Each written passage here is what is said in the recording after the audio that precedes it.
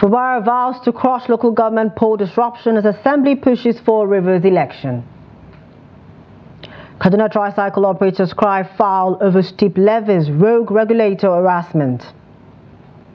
Borno Health Ministry confirms cholera outbreak, 17 cases linked to floods. On the foreign scene, war in Sudan intensifies as devastation spreads. Hello and welcome to Trust TV's News Hour. I am Chiamaka Mwafo. The news. Over in River State, the governor, Siminalayi Fubara, has expressed surprise at the actions of the police in allegedly attempting to invade the premises of the River State Independent Electoral Commission, RCEC, to disrupt the planned local government election on Saturday. Speaking during the media briefing at the Government House in Port Harcourt, Governor Fubara on Friday said the move was surprising because he had previously received information indicating that the police intended to withdraw from the local government elections. He questioned why River State is being singled out, especially with what he described as an undue focus on an electoral body that falls under state jurisdiction. Protesters at the RCEC on Friday insisted that the local government elections must hold. He pointed out that the court ruling from Abuja had only instructed the police not to provide security and not to seal the River State Independent Electoral Commission premises or interfere with the elections. According to him, the ruling from the River State High Court should take precedence as it was issued first. He emphasized the importance of conducting the elections in compliance with the Supreme Court's ruling, which the federal government is set to implement. Fubara noted that attempts to obstruct the elections would have far-reaching consequences, particularly on the welfare of local government workers. The governor urged the Inspector General of Police to be ready to take responsibility for any disruptions, warning that any attempt by individuals or groups to stop the elections would be firmly resisted. Fubara reaffirmed that the elections would go ahead as scheduled and the elected officials would be sworn in. I want to assure Nigerians and the peace-loving people of River State that we have done everything that is needed and we will ensure that this election goes ahead. First, on the issue of voters register, INEC has already informed us that they have voters register. So why would the election not go on? On the issue of security, if the police feels they don't want to be part of the election, they should withdraw. I'm saying this here so that the Inspector General of Police should be aware and should also know that any act against this will bring a situation of lawlessness in this state, and I think at the end of the day, he should be prepared to take responsibility. Why is the case of River State different? Is it that the law or the Constitution of the Federal Republic of Nigeria, when it comes to River State, is interpreted in a different way? Local government is the affair of the state government. There is no federal institution that can dictate in any form the way and manner our local government system should operate. Talk less of coming to tell us that we can't hold election or otherwise. Any attempt or group attempt by anyone, any sister agencies to stop this election, we are prepared to make sure that we resist it. We will not put River State in that state of anarchy where the system of local government administration will be suspended because of the protection of one person's interests. Still in Rivers, now the People's Democratic Party, PDP, has called on the governor, Siminalayi Fubara, to suspend the local government election scheduled for tomorrow, October 5. Speaking to reporters in Port Harcourt, PDP chairman Aaron Chukwemeka urged the governor, as a member of the party, to respect the court ruling. He encouraged citizens and party members to uphold the rule of law, commending the Independent National Electoral Commission, INEC, and the Nigerian Police Force for their commitment to legal adherence. Chukwemeka warned that any attempt to announce results from the election will not be tolerated. People's Democratic Party, PDP River State, having reviewed all the cases relating to the local government elections in River State, concludes as follows. 1. cannot support or promote lawlessness or impunity in any form whatsoever, even though we are the ruling party in Rivers State. 2. The proper court judgments must be obeyed, as we cannot choose or pick which order of court to obey or not to obey. We therefore call on the Rivers State Governor, who incidentally a member of our great party, PDP, to obey, comply wholly and strictly with the final judgment of the Federal High Court in line with the character and ethics of our party, the PDP. The Rivers State House of Assembly, led by Victor Okojumbo, has called for the local government's election scheduled for Saturday to be conducted in adherence with the rule of law and subsisting judgments that enable the exercise. The Assembly Speaker, Victor Okojumbo, while speaking during plenary on Thursday, said it aligned with the position of the executive arm of government and Governor of Rivers State, Siminalayi Fubara, in ensuring that a proper constitution of duly elected political leadership at the local government level is a reality in the state. Its assembly also approved the 2025-2027 medium-term expenditure framework sent to it by the governor. Okojumbo said Nigeria is guided by the 1999 Constitution and as stipulated in Section 13, all government bodies, officials and private individuals must adhere to and implement the prevailing principles enshrined therein. The Rivers State House of Assembly further orders that the Rivers State government and the executive governor must conduct elections to the local government councils on the 5th day of October 2024 in compliance with the rule of law and judgment of the courts. In conclusion, we therefore call on the general public to come out en masse on the 5th day of October 2024 and perform their civic duties. The local government elections in Benue State is slated for Saturday, 5th October. Ahead of the polls, Benue residents share their expectations with Trust TV's Jimmy Adsande. Usually, there is voter apathy among residents of the state due to lack of confidence in the integrity of state electoral commissions in Nigeria. With the local government autonomy and some level of improved security in the state, the residents are hoping for a good exercise. We are expecting and we have full hope that everything will go peacefully, because at every level of management in the state and local government, we have seen things going on well. With the mindset of our state now, I believe there will be no problem of such. There will be nobody being franchised. I believe that the way this administration is planning to handle everything and everything is going on, I believe that everything that they plan, they will go well. That is my belief. Because the past administration, you cannot even see all those things planning like this. So far they are planning and they are hoping to do it. I believe that they will do it perfectly and it will be well. Some of the residents who spoke to Trust TV said they are ready to perform their civic rights come Saturday. I'm very sure we are trusting God that tomorrow's election will hold and it will be transparent, because the government has taken the measures or steps to ensure that tomorrow's election should be effective.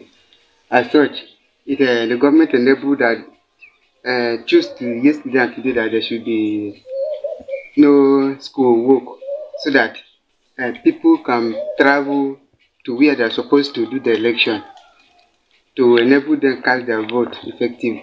As to how authentic and as to how fair and free it may be, that I can't tell. But what I have to say is that preparations are carried out, everything is set, trainings carried out, and I think it was very well. Governor Lee, in a statement Thursday, declared Friday, October 4th, as public holiday and called on Benue people to go out and vote in the local government elections. Jimmy Azande, Trust TV News, Makurdi. Still on the local government elections, in preparation for it on October 9th in Plateau State, 11 political parties have come together to sign a peace agreement aimed at ensuring a violence-free and fair electoral process.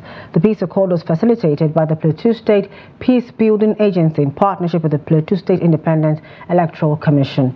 During the signing ceremony, various stakeholders emphasized the importance of maintaining peace before, during, and after the elections. The Plateau Peace Building Agency, in collaboration with the Plateau State Independent Electoral Commission and other key stakeholders, remain committed to implementing proactive measures aimed at preventing violence at every stage of the election process.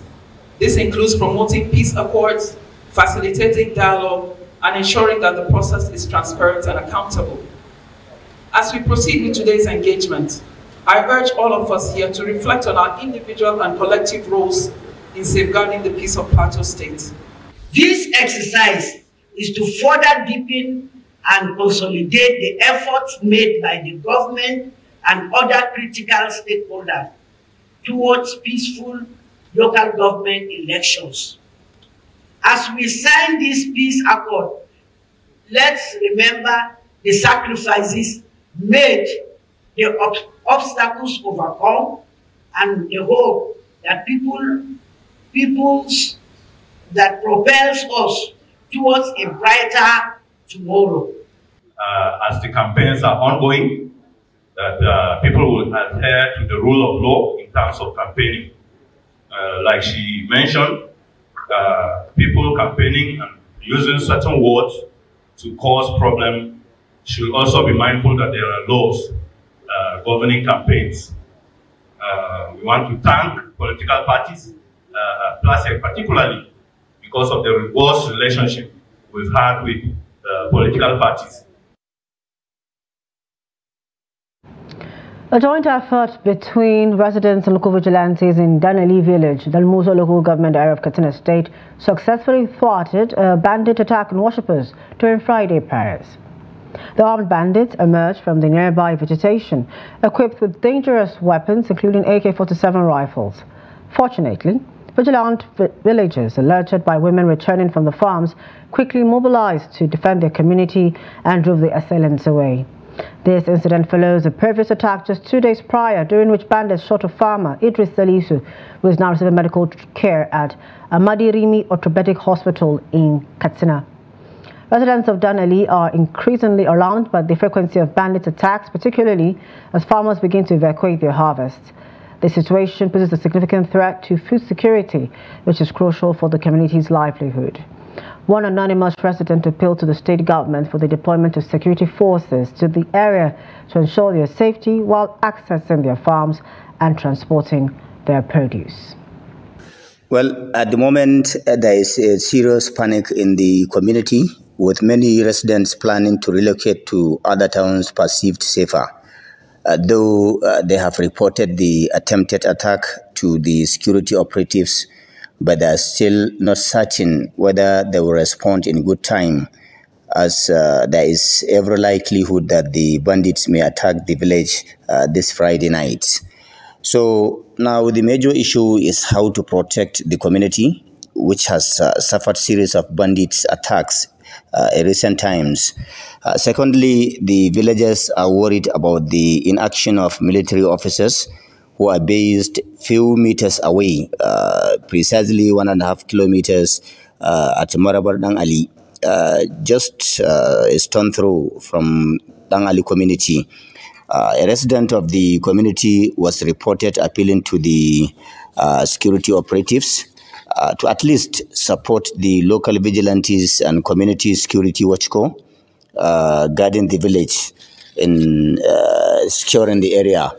And then, like everybody know, it is harvest season in Katsina and other northern states. These people have their farm produce yet to be evacuated, wasting on their farms, which they cannot access. And don't forget, this is the only means of livelihood to the people. According to them, if they did not evacuate the farm produce in the next 1 week at least, they risk losing everything they cultivated this year. So you can see the trouble they are in.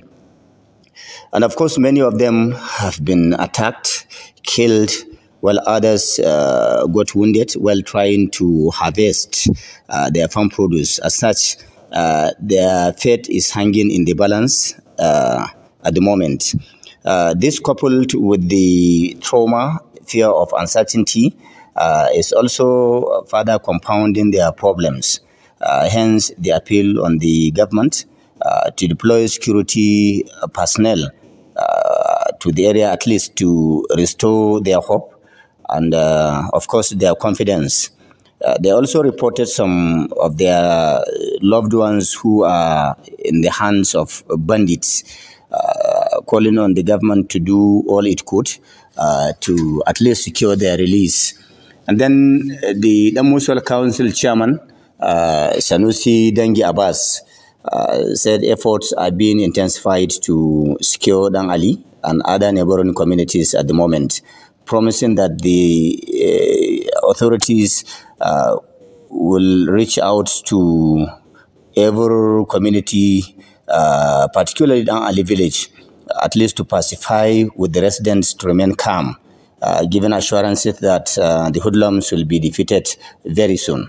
So this is what is precisely happening at Dang Ali and other neighboring communities in the Musa local government area of Katsina State. Thank you, Abdullah Yamadi, for that update on the situation in Katsina State. Now, Justice Cyril Kamil of the Plateau State High Court 8 on Friday granted bail to Samuel Baturi, who allegedly published a defamatory statement against Governor Caleb Mutfwang. The accused person was arraigned on Tuesday before Justice Kamil on 3 count charges by the Prosecution Counsel with the Attorney General of the state.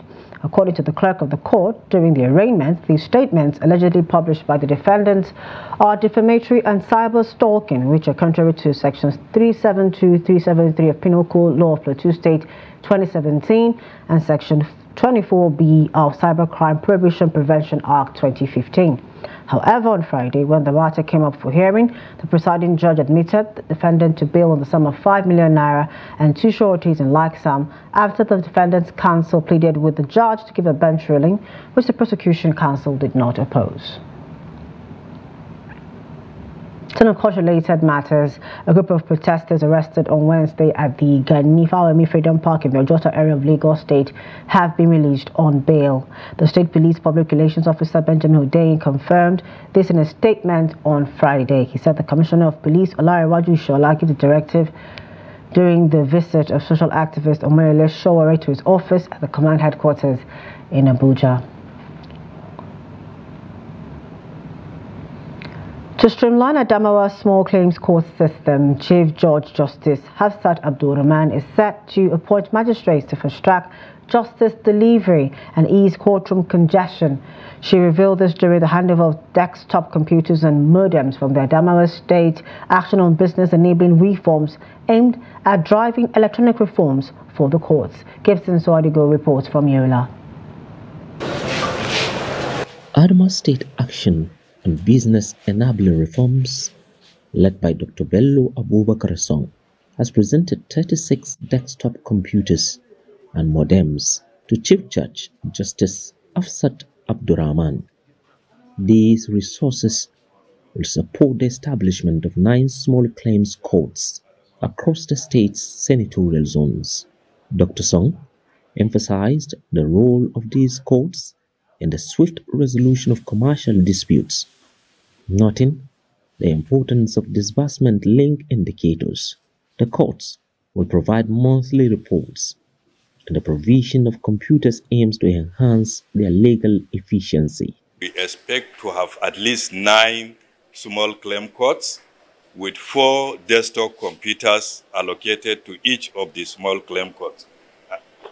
Since we are just starting with the few in each of the senatorial zone, future expansion or establishment of such courts will then require this kind of equipment. In response, Justice Hafsat Abdurrahman expressed gratitude for the support and pledged to utilize the systems to accelerate reforms and ensure swift justice delivery. And I assure you, by next week, I'm going to make the appointment of the magistrates who are going to mine the small claims court from all the the central zone, the southern zone, and the northern zone, so that we can go into operation as soon as possible. Dr. Ahmed Adamu, Special Advisor to the Adamawa State Governor on ICT, e-governance, and policy, stated that the judiciary's electronic reforms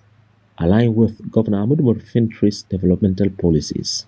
This is going to enhance their operations, particularly of the small claims courts that they are establishing. But then it is also worthy of note that His Excellency Right Honorable Ahmadu Umaru Fintri is interested in seeing a modern economy in Adamawa State. He has been reforming virtually all sectors of the economy, transforming them digitally. Notably, the Adamawa State Action on Business Enabling Reforms recently trained magistrates on the domestication of small claims courts aimed at fostering business-friendly reforms that enhance efficiency and financial stability for business owners. Gibson Suadugu, Trust TV News, Yola. From there we go to Kaduna State, where tricycle riders are decrying what they describe as irregular activities of tax collectors who allegedly harass them on the road. According to the riders, these activities not only disrupt their operations, but also endanger the lives of passengers they transport. In this report, Trust TV's Bello Musa examines the activities of the tricycle riders popularly known as Kekena Pep, as well as the alleged extortion and harassment by some levy and tax collectors in the Kaduna metropolis. Here's his report. The operators of commercial tricycle riders, like any other Nigerian, pay their taxes and levies. However, the activities of suspicious fraudulent tax collectors often disrupt the operations of the tricycle owners. It is mandatory for me to pay tax. However, there are fraudulent tax agents we encounter all the time on the road. Even if we buy government ticket, they will still force us to pay extra. These suspicious elements, as allegedly by the tricycle riders, collect levies and taxes for the union. Aminu Ibrahim is the Kaduna State Chairman of the Tricycle Owners Association. We are aware of these boys on the road, especially at Kakuri. But as a union, we are trying to come together and address the issue. Meanwhile, the activities of fraudulent tax agents is becoming alarming in Kaduna, as many business owners narrate their encounter with the suspicious elements. They came the first time and told me to pay, but at the end, they told me they would be collecting stipends, and as such, I may not necessarily need to pay the real amount. I gave them 2,000 as at then. They often come here, but then I realized they were not genuine agents.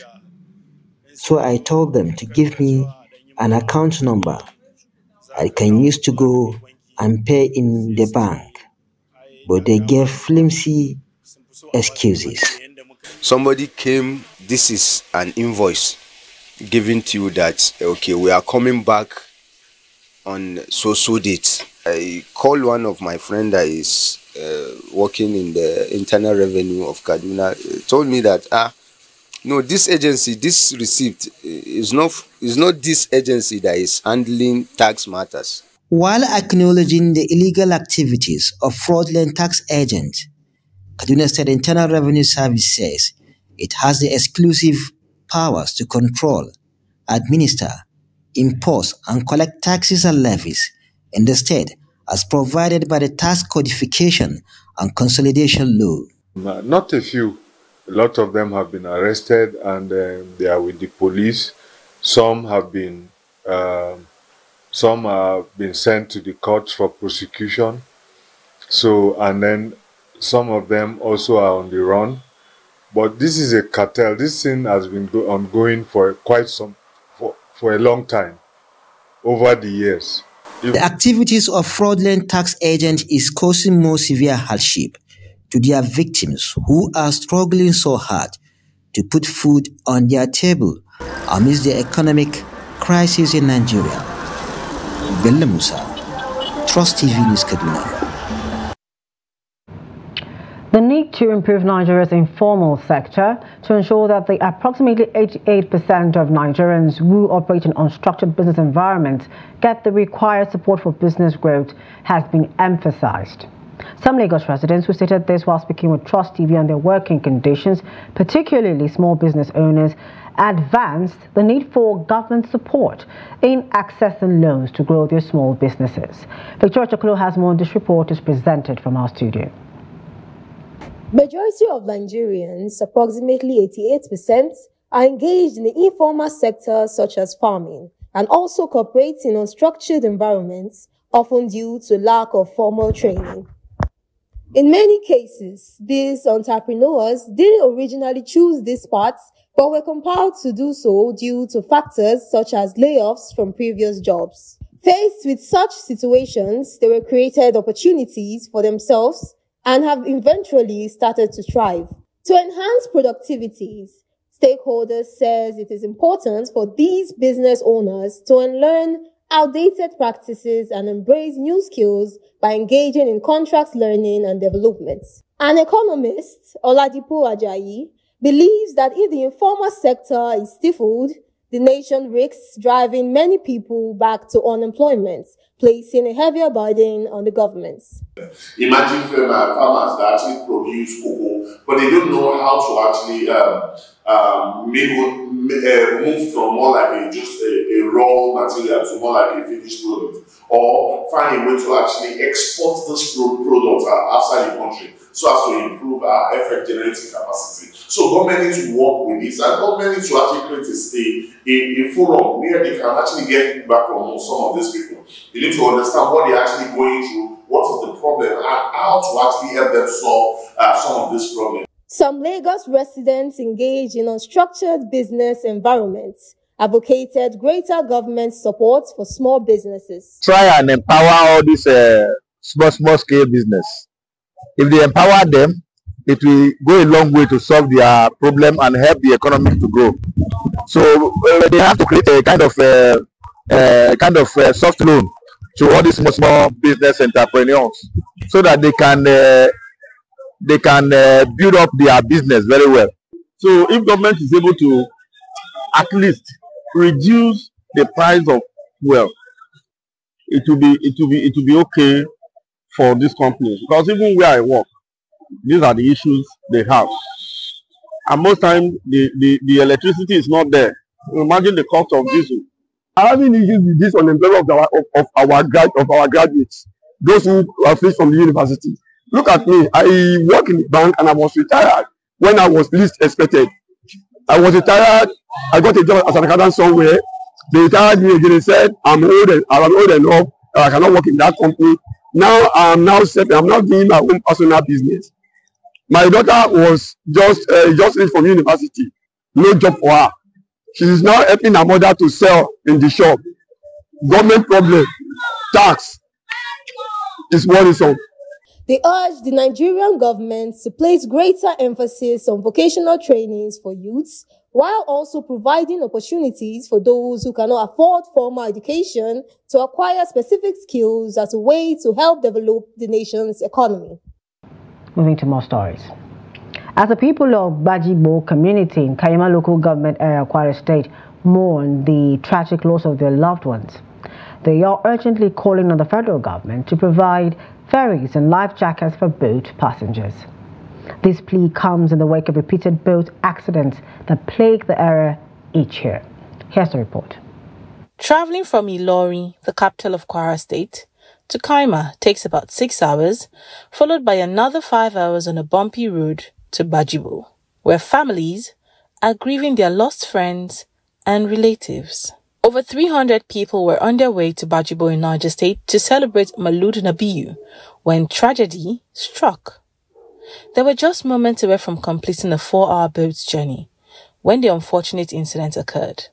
Most of our traveling movement is from the water route. We take over around after 6, going for a program at the other side of the river there. When we go to a certain stage, we are receiving a signal of the boat that there is a mistake that they did from the loading. And after the signal we had, we notified the boat owner that this signal is not a normal signal that will take us to survive. He said, well, let's be moving to a side so that if anything could happen, we have place to drop immediately. With approximately 130 people dead, 10 individuals are currently receiving treatment at the village health center. 92 people are still alive, while the over 100 people are died, and the search and rescue team are still working. So maybe it will be, maybe they can find other people inside the water. The number of dead is 130, while the rescued is 92. The community is urgently calling for the provision of ferries and life jackets to prevent further loss. When you want to go into water transportation, you need to be on life jackets. But I don't think one out of the number, almost 300 victims in that boat, there is no single person that is with life jackets. So it is imperative and necessary. I want to personally appeal to His Excellency the Executive Governor of Kwara State and National Inland Waterways to see how they can provide ferry here, because ferry, to our own layman thinking, is more safer than a boat. The Kwara State delegation, led by Speaker Yakubu Danladi Salihu, has come to offer condolences to the community. They made a brief stop at the Emir of Kaima's palace before proceeding to Bajibo to commiserate with the families of the victims. The state government has promised to alleviate their suffering while urging residents to consistently use life jackets for their safety. What we saw here, we are at the clinic. I'm assuring the people of Bajibo community that Malan Abraman and Brazak will fix the basic health center here in Bajibo. To move on the riverbank because of the impending flood for about 2 or 3 weeks, but God has brought another disaster. No expect. There's always a yearly occurrence, but this year is very.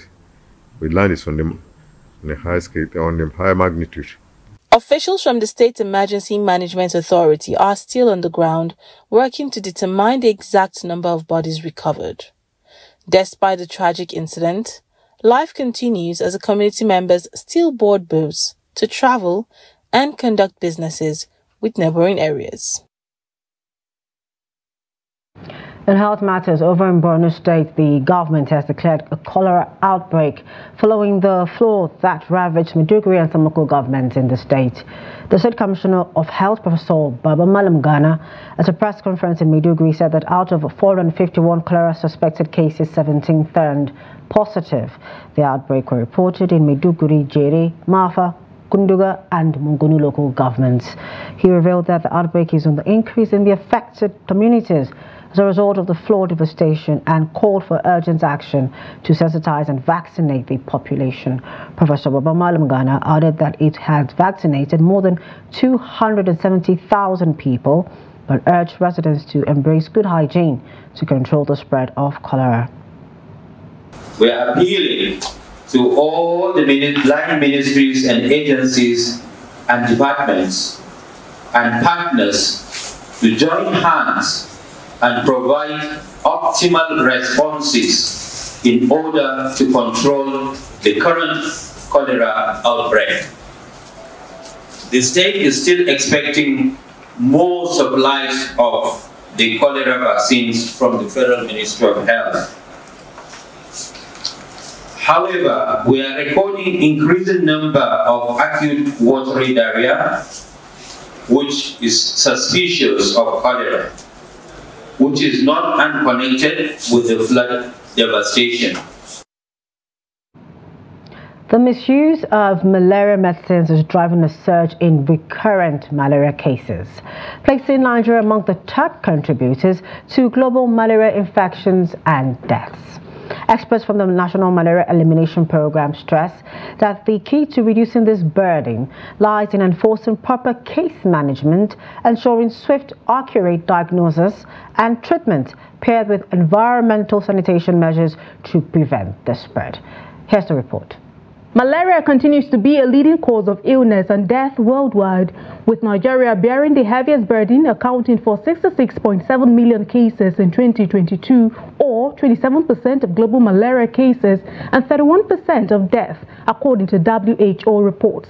A major challenge in Nigeria's fight against malaria is the widespread misuse of diagnosis and treatment methods, undermining efforts to curb the disease. It's always important that we test every fever case that comes to the hospital. Okay? It's very, very important we test, just so that we're able to accurately or treat the disease, confirm it, and then treat it appropriately. By doing that, you will save the person the economic implications or the economic burden of the disease. You will prevent the risk of drug resistance, because these organisms too are also trying to survive.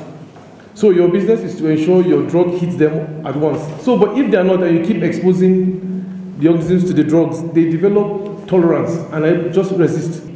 So for diagnosis, if you're to diagnose malaria, we have two major ways in the country presently. You diagnose either using a rapid diagnostic test kit or you diagnose with microscopy. There's something we call clinical diagnosis. That is based on the signs and symptoms. That is not what effective case management requires. Experts warn that the proliferation of substandard malaria drugs, improper use of diagnostic tools, and incorrect dosage regimens are fueling the problem. The unchecked availability of non-quality assured treatments is compounding the fight against malaria. The government is making concerted efforts to check all of those. And for every drug candidate you see that we're using, all of them are undergo what we call the therapeutic efficacy testing. It's just like watching them in segregation. We're checking for allergy, we're checking for their efficacy, okay? If they have adverse effects, they're quickly withdrawn. So when you're having resistant forms being transmitted, that means a large population of people will be taking medicines that will not be working. And that's going to put us at a very, very dangerous state in country. We do not want that to happen. So it's expected that once you have been tested and you're positive for malaria, you get treated using ACTs. We will continue to hammer it, ACTs, and not monotherapies. There is a strong emphasis on using artemisinin-based combination therapies for treating malaria. Experts warn that monotherapies are not recommended as they contribute to the development of resistant malaria strains, allowing resistance to further spread. Aisha Salihu, Trust TV News, Abuja.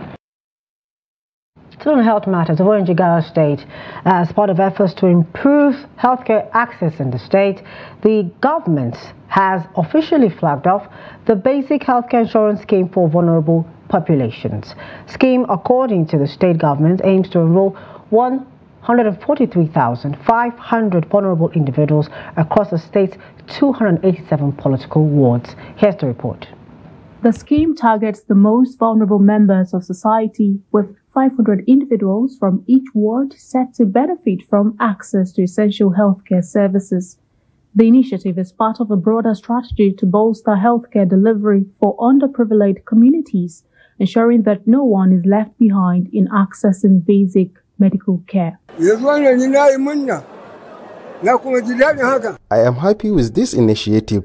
May God bless him. Speaking at the flag-off ceremony, the Commissioner for Health, Abdullahi Mohammed Kano, emphasized the state government's commitment to addressing health disparities and improving the quality of life for its citizens. We have taken great care in selecting the facilities and providers involved in this program, ensuring that they meet the necessary criteria to deliver the best possible care to our people.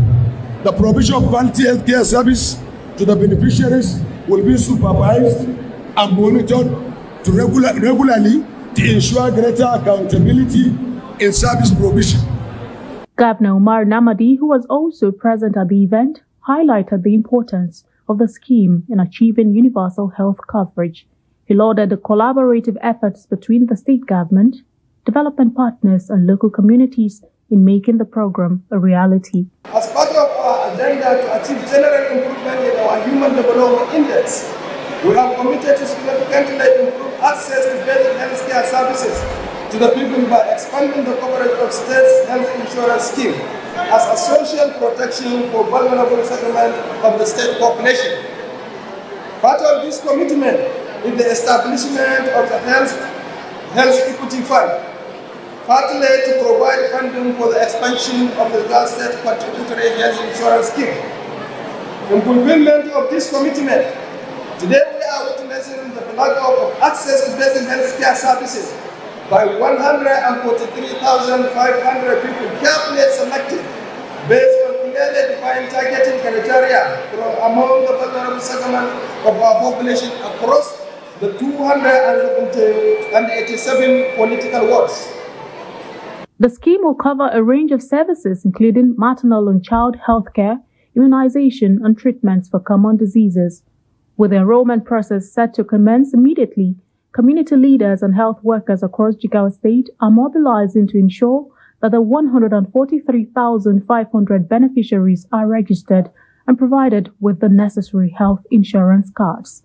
The flag-off ceremony concluded with a call to action for all stakeholders to continue supporting the government's efforts to enhance healthcare delivery and improve health outcomes across Jigawa State.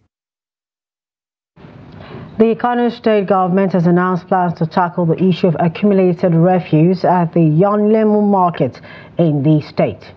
This follows a report by Trust TV on the refuse, which had become a source of concern for traders in the market. Following the report, the Director of Operations at the State Refuse Management and Sanitation Board, Ibrahim Nasser, announced that the board will collaborate with the market authorities to tackle the issue. That point you shown to us is an illegal waste collection point inside the market, but the legal one, the authorized collection waste collection point is the one that is along Zaria Road. Definitely we'll call them, because already the damage has been done to the market and it is affecting even the quality of the products that they are producing. So definitely we will call them to the office, we'll sit down and we will find a lasting solution to the problems. But notwithstanding, definitely we will not attend this legal and illegal dumping site. Definitely the collection point must be one for easy evacuation. Farmers in Bauchi State have identified lack of access roads and insufficient storage facilities as a major challenge during and after the harvest period. The farmers disclosed this while speaking with Trust TV ahead of this year's harvest, which they hope will be far better than that of previous years. Trust TV's Adamu Imam files in this report. With the last part of this year's farming season already underway in some parts of northern Nigeria, many are hopeful that after witnessing a high rate of food inflation, things will get better with the new harvest. Some Bauchi farmers blame some of their challenges on the recent high cost of fuel, which saw prices of inputs surge. We are always worried about how we will move our farm produce after harvest due to the dilapidated nature of the roads, because heavy rainfall can destroy the harvest.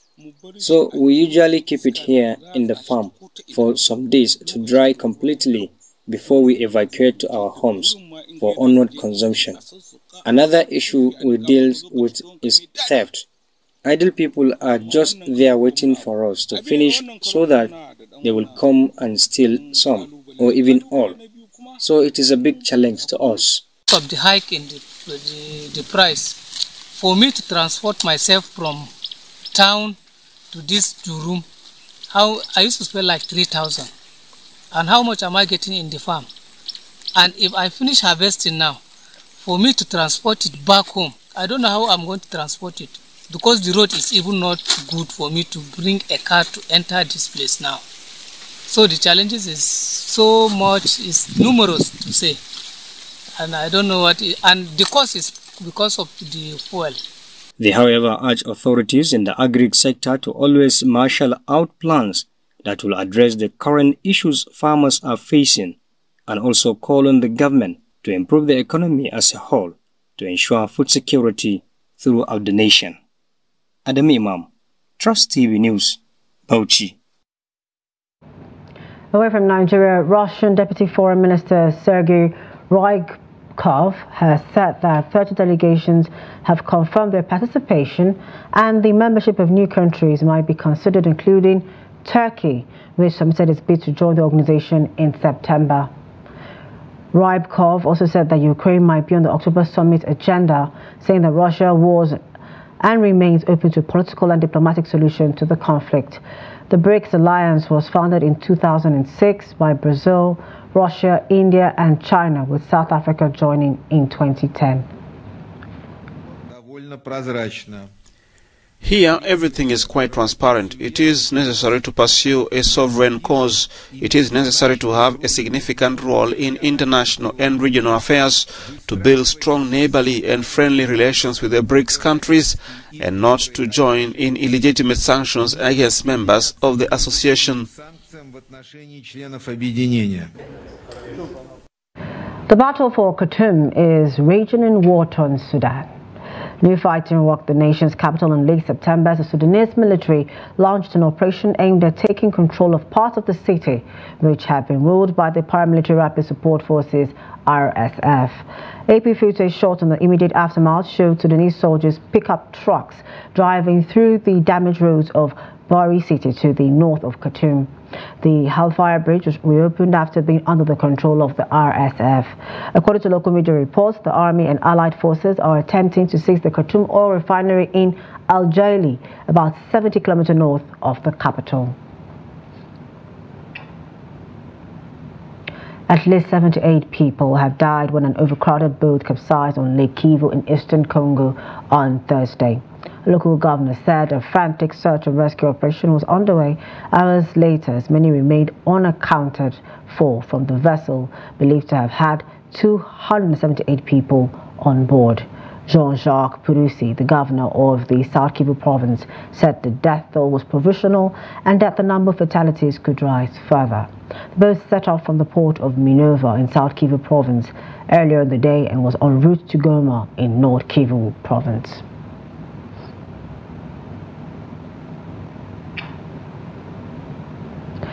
Gang members on Friday attacked a small town in central Haiti, killing more than 20 people, including children. According to a human rights group, another 50 were injured as the Grand Griffe gang burned homes and cars in the town of Pont-Saint. Spokeswoman for the Commission for Dialogue, Reconciliation and Awareness to Save the Artibonite Bretite, Harris, said hundreds of people ran on foot and on motorcycles, fleeing the area near and around the hospital in St. Mark, where the injured were taken after rumors spread that the gang was heading there. The attack in Pont-Saint, a town in St. Mark, was blamed on the Grand Griffe gang. We have control of the situation at the moment. However, I caution people of the possibility of another attack. The police are in place, and they told me they are ready to respond to another attack.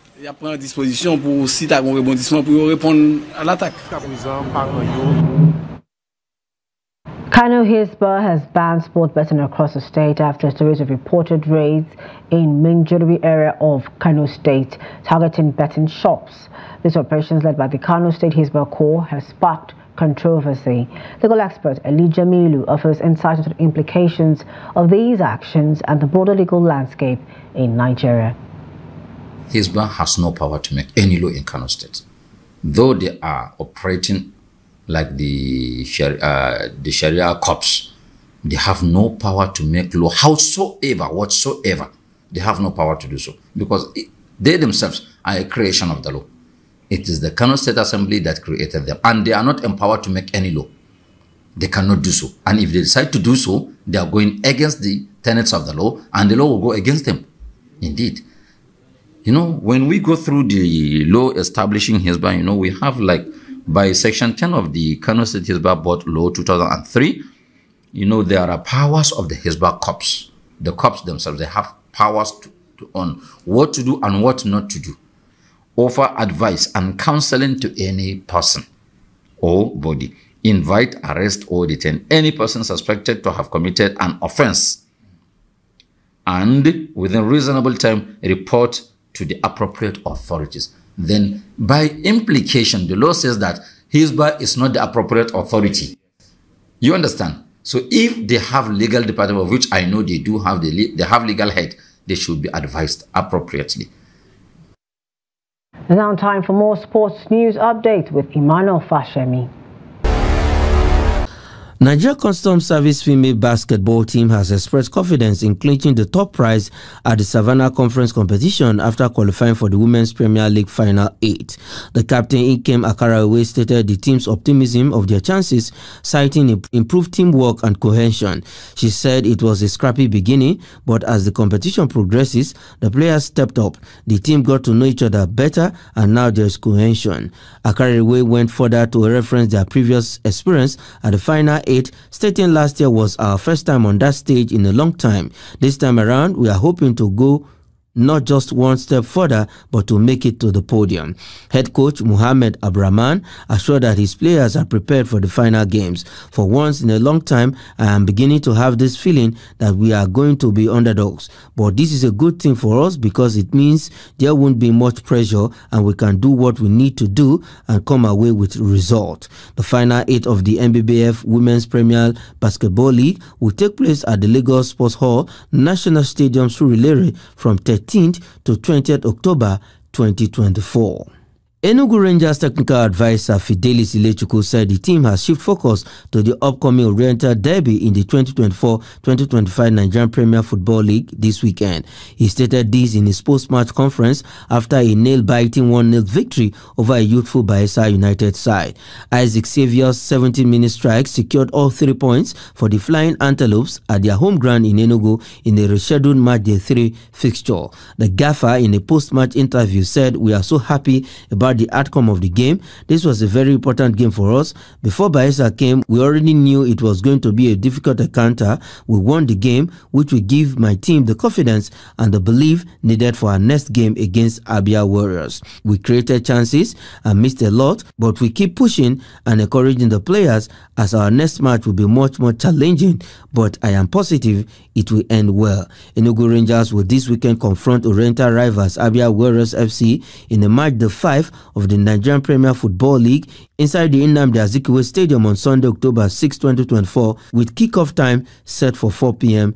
Nigerian time. And that is sports. I am Emmanuel Fashimi.